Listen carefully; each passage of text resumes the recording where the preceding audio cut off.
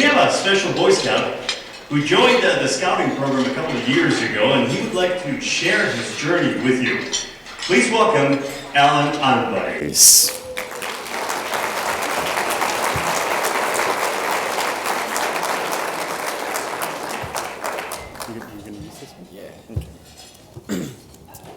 Good evening. My name is Alan Alvarez from Troop 211.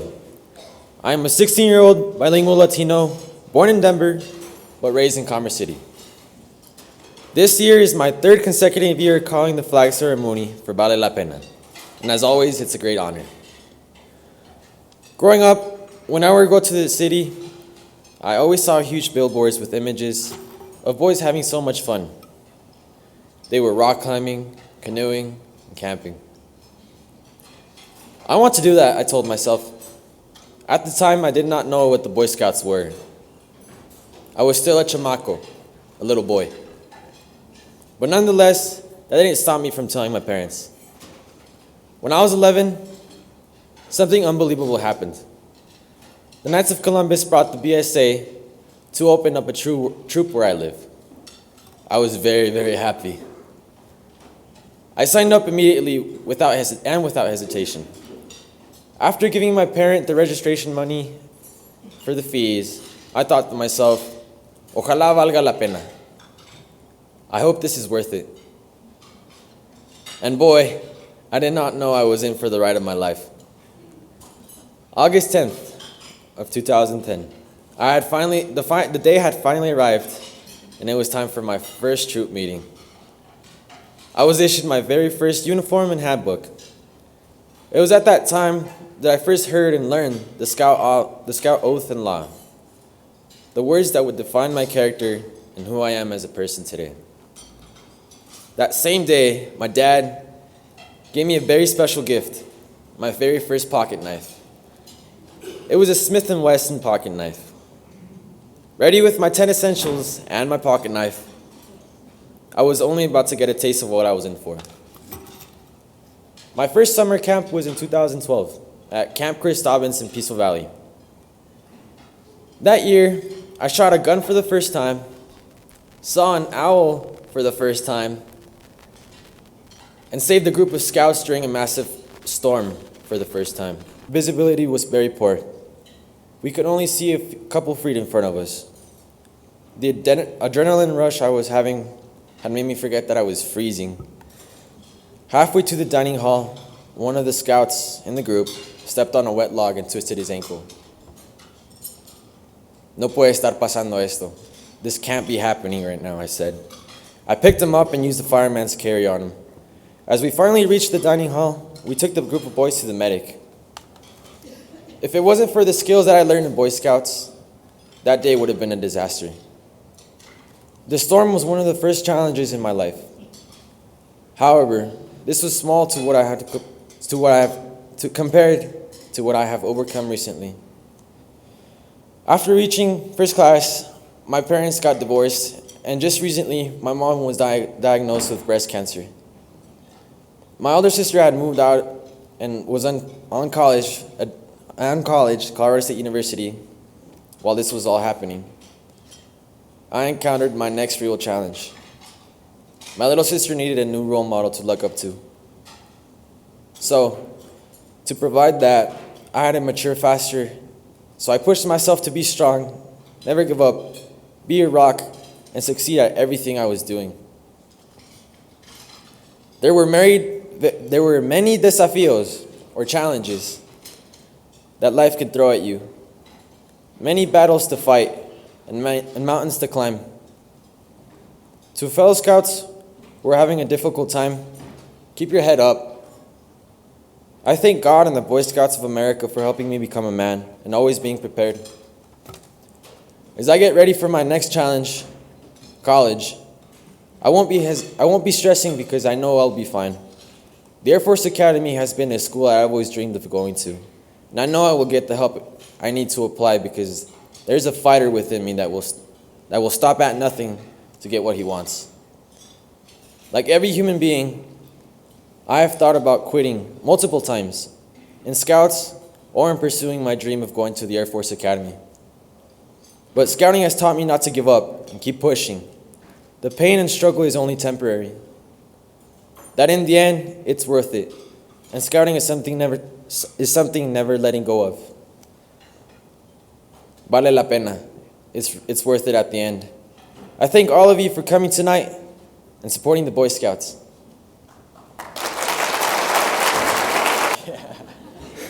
Ladies and gentlemen, big round of applause for Alan Alvarez.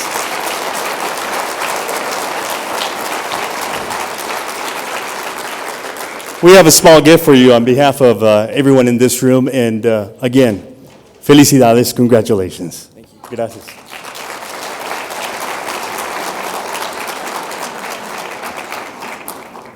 No, that's the reason we're here. All the best to you on your scouting journey, and this is our legacy. This is our legacy of scouting, reaching young people who can live the Scout Oath and Scout Law today and in the future. Would Bruce Payne and John Cabisa please join me on stage for our award ceremony, please?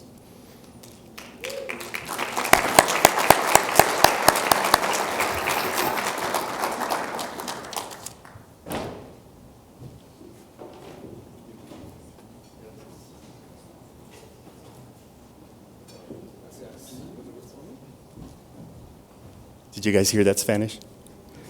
Mucho gusto, mucho gusto. They've been practicing. Two great friends, and ladies and gentlemen, are you ready for the Vale La Pena Awards Program?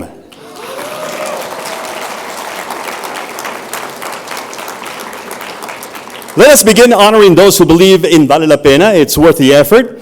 Our first recipient is Out of Coors Foundation. Carrie Tannen, please join us on stage. Thank you for all you do for our community, Carrie. Our next honoree is, drum roll please, Mark Williams.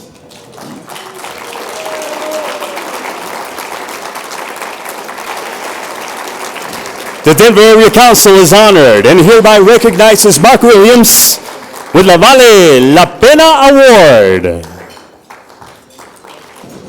Our next honoree is, or should I say, come on down. Our next honoree is Mark Cordova. Please join us on stage to accept the Vale La Pena Service Award on behalf of the Denver Area Council Boy Scouts of America. Council is honored and hereby recognizes Mark Cordova with the Vale La Pena Award.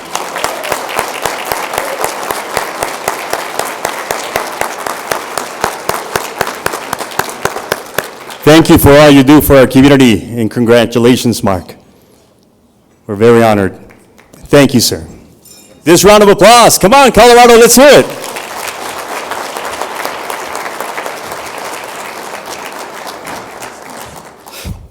It is difficult to talk after Luis Canela. I mean, for me, it's a big challenge here. All right, good evening. My name is Roberto Seira, and I'm the Director of Community Alliances for All Markets at the Denver Area Council. And I'm here to announce our next honoree. Well, guess what? The voice of the Vale La Pena Awards for the past 10 years is our next honoree, the one and only Luis Canela.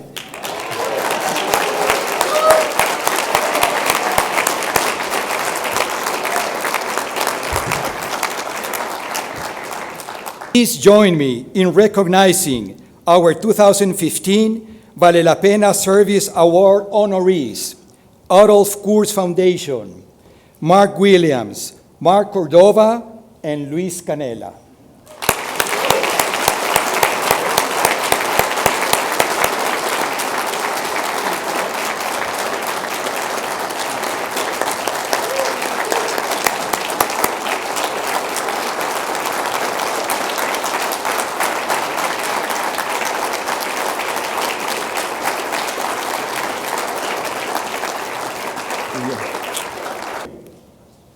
Ladies and gentlemen, it's my honor to introduce our keynote speaker for the 2015 Vale La Pena dinner. I would like to introduce Carlos J. Bello, Cónsul General de Mexico. On January 12, 2014, Carlos was appointed as Cónsul General de Mexico in Denver, Colorado by President Enrique Peña Nieto. He was the General Director of the Mexican Federation of Aerospace Industries, FEMIA, from May 2008 to August 2013, making this industry one of the fastest growing in Mexico and now considered as a strategic industry in the country for its high innovative technology, competitiveness, and leader in R&D.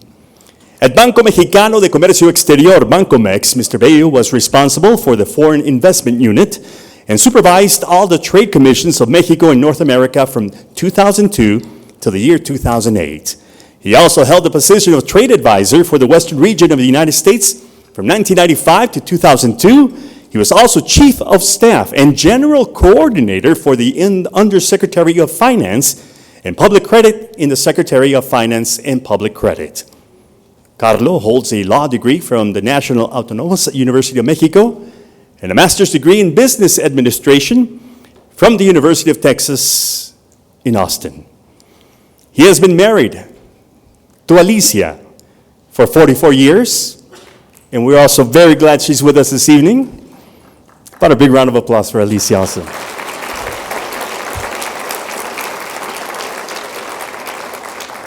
They have three outstanding children, Carlos, Roberto, and Adriana. Ladies and gentlemen, please welcome Cónsul General de México, Carlos J. Bello.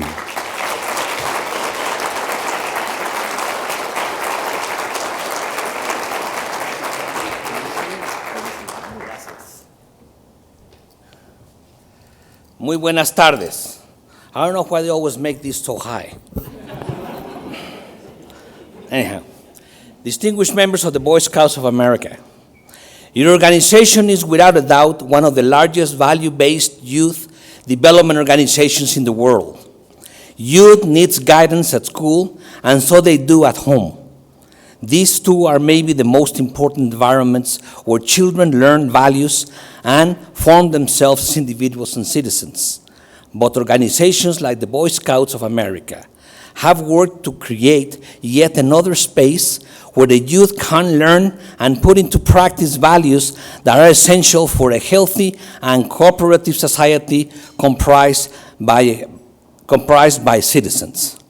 Through the training you provide and the engagements opportunities you give to children, you are building better, respectful, and civil values citizens, and thus a better society. Your efforts bring together nearly 1 million volunteers in the United States, along and over 2.5 million youngsters. The Boy Scouts also have a large and old presence in Mexico. In 1912, Mr. Andrés Gómez Oregan traveled to the U.S., where he met the Boy Scouts of America and implemented the model in Mexico, establishing the first Boy Scout troop in Veracruz in 1914. In 1965, Mexico became the venue of the 20th World Scout Conference and hosted the Inter-American Scout Conferences in 1948, 1976, and 1998. The Boy Scouts are an inclusive organization in Mexico. We have over 42,000 members, and they are all headed by Mrs. Ana Lorena Garduño Valdez, appointed National Chief Scout in 2011. She is the current leader of the Boy Scouts in Mexico, something that makes us very proud. My respect and deep admiration for all you, for the youth of the world, congratulations. I am very proud of this great worldwide organization. It is an honor for me to be invited by you to this important reunion. The Consul General of Mexico's most important task is to protect, to assist, to serve, and to support the Mexican population in this area. I will touch these subjects later. But now let's talk about Mexico. You know, Mexico is well known for its sunny and sandy blue beaches, its culture, warmth of the people, for its fiestas and traditions, for its gastronomy, for its tequila and mezcal, for its myths and traditions, for the historic background with its Hispanic pyramids and villages, its colonial churches and monuments, and its modern structures and cities. Yet, there is another Mexico that needs to be known worldwide. A stable democracy. God, somebody doesn't like politics here. Yet, stable democracy, and listen to me. Again, stable democracy with peaceful elections since 1934, with power changes in all levels and recognition of different parties. An economy with global significance, GDP over 1.3 trillion US dollars, fourth economy in America, and third pretty soon. Macroeconomic stability with low inflation of 4%. This year, we're doing 2.74%. Annually lowest of debt of 37% of GDP, and lowest unemployment on OECD countries with rates less than 5%. As a matter of fact, our unemployment rate in Mexico right now is 4.32. Talking about trade, Mexico together with Germany and United Kingdom is one of the most open economies in the world, with 13 free trade agreements with 49 countries among NAFTA, European Union, Japan, and the Trans-Pacific Partnership with Asia and America just signed almost a month ago. U.S.-Mexico trade partnership is over $534 billion US dollars. More than $17,000 are traded between our countries every second, of every minute, of every hour, of every year, and every month. It's just amazing. We buy over 11% of your exports. We are second to Canada in overall trade, yet we will be number one pretty soon. Last month, Canada did only 6 million more than Mexico, and we are growing at a higher percentage. We overpassed Canada in manufacturing exports to U.S., and we have already a 40% integration of those export products, while Canada only has 25%. I have nothing against Canada, but I need to compare myself with somebody. I'm sorry, Marcy Grossman is not here today. She would like this. Anyhow, Mexico is a country with an average age of 27 years old, with 50% of the population under 29 years, whereas in USA is 37 years and 34 in China. We are like US 30 years ago. Mexico is in high technology industries. 136,000 engineers graduated last year, more than 74,000 that graduated in Germany, and 59,000 in Brazil.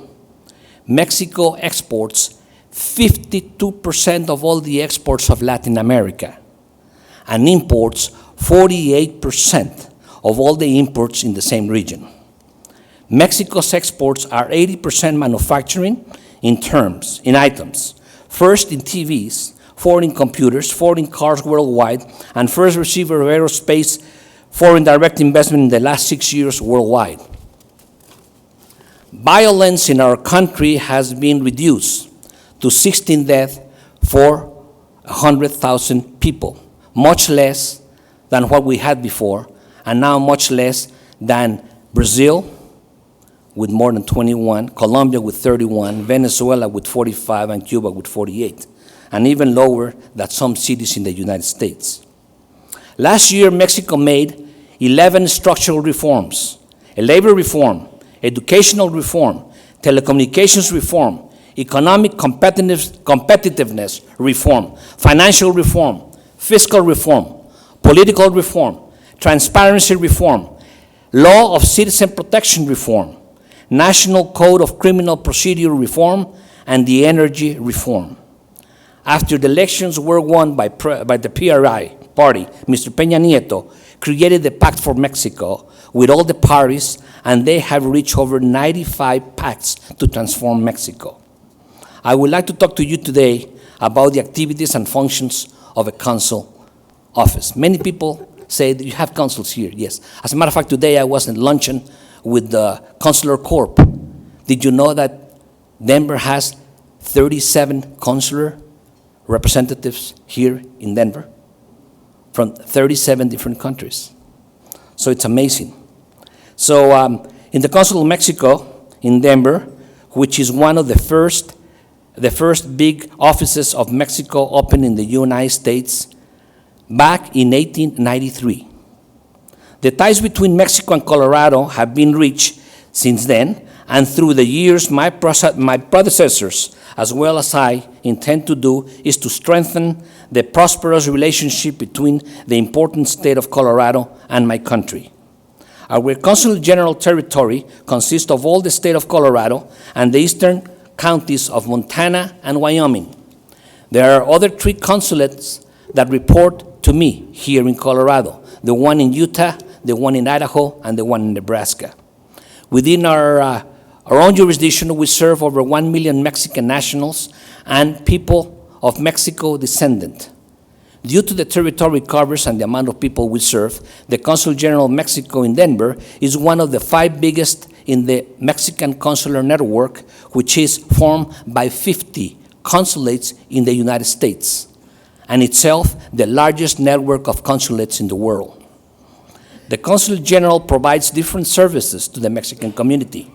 We issue passports and consular IDs, cards, also known as matriculas consulares, which represent one of the main areas of the consulate due to its huge demand.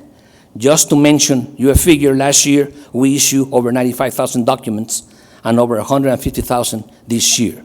We issue on an average of 350 to 400 passports a day in our office here in Colorado, and we give those passports within 2 hours to our people with all the international requirements and efficiency that we are very well characterized. All under very strict restrictions and in observance with the Mexican legislation, as well as with conforming to international law. This is not the only service we provide. We also register minors as Mexican nationals. We issue powers of attorney, and we issue business visas and immigration documents to foreigners to visit or reside in Mexico. Our Community Affairs Department is in charge of reaching out the Mexican community that lives here and provides them with the information regarding programs established by the Mexican government in areas such as education, civil education, health, and development. Likewise, on the other hand, the Consul General deals with economic media issues, which intends to strengthen the trade and economic relations with Colorado, identifying investment opportunities, strategic alliances, co-investments, and develop stronger ties between Mexico and local authorities and elected officials. Last year, our trade increased by 24% compared to 2013. Even though you may think that we have a lot of work already in our hands, the main and principal functions of the consulate is to protect the interests and rights of the Mexican nationals, including the due process of law, who live within our jurisdiction, and in that regard, we work together with the law enforcement authorities in all levels. As a lawyer, I understand perfectly the enforcement of the law, and any person who is here in the United States should abide by it. That is why we want to work with your authorities to prevent crimes and to build a strong, lasting bridge of confidence between our community and the enforcement agencies in the state of Colorado. We have worked with some of the district attorneys' offices in the state, also with the Attorney General of Colorado and the U.S. Attorney for the state of Colorado, and the results have been very productive to both sides. In order to inform the community that if they were subject of abuses and scams in this context of the recovery, they should reach out to the DS offices. Due to the undocumented status of an important part of our community, they fail to report crimes of which they are victims to the authorities, fearing that they could be deported. We signed last year a memorandum of understanding with the Attorney General of Colorado and the U.S. Attorney of the United States of Colorado, where people who reported a crime will not be deported. We believe that this will make our communities more secure and will help them better understand the law. The U.S.-Mexico border has nearly 2,000 miles. Once a Japanese official said that Japan wishes to have at least 100 miles of border with the United States. And the Mexican official said, we wish we had only 100 miles. Each day, 1 million people and 300 vehicles cross the border in both ways, using nearly 60 border crossings. Mexico and the U.S. government are working together to ensure the border is not only safe, but effective. Preventing drugs, as well as weapon smuggling, is a key security component. Preventing undocumented migration is also in the interest of both countries. This will help avoid tragedies and crime against immigrants themselves, who are too often victims of international criminal organizations. But ensuring the border is efficient and competitive is also very important because our trade, as I mentioned before, surpasses $530 billion on a yearly basis. I believe this year we're going to go close to about $570 billion. Remember, the exports create nearly 12 million jobs in the U.S. alone, nearly 50,000 of them in Colorado. And exports to Mexico account for a substantial portion of those U.S. jobs. The initiative to modernize the border is being discussed at the highest level of government to achieve a truly 21st century border. We are your partners, and we must work to increase the productivity of North America, to make it more competitive and efficient over Europe and Asia, the other two big markets of the world. We can do it with U.S. as leader and Canada and Mexico complementing such an effort. Ladies and gentlemen, we have to increase the economic, trade, and industrial ties in this region with Mexico. There is so much we can do in trade, foreign direct investment, strategic alliances, joint ventures, partnerships, as well as in education and cultural ties. Mexico is looking for high technology industries that are competitive and with innovation in research and development and design and engineering, and Colorado is the place to be for these industries. I'll just end up my remarks today by saying something I always say when I speak in public. Remember, we're neighbors, and there is nothing we can do about it. We will be together for the rest of our lives. So let us not spend the time regretting such a situation, but take advantage of it and make the best of it. Thank you very much.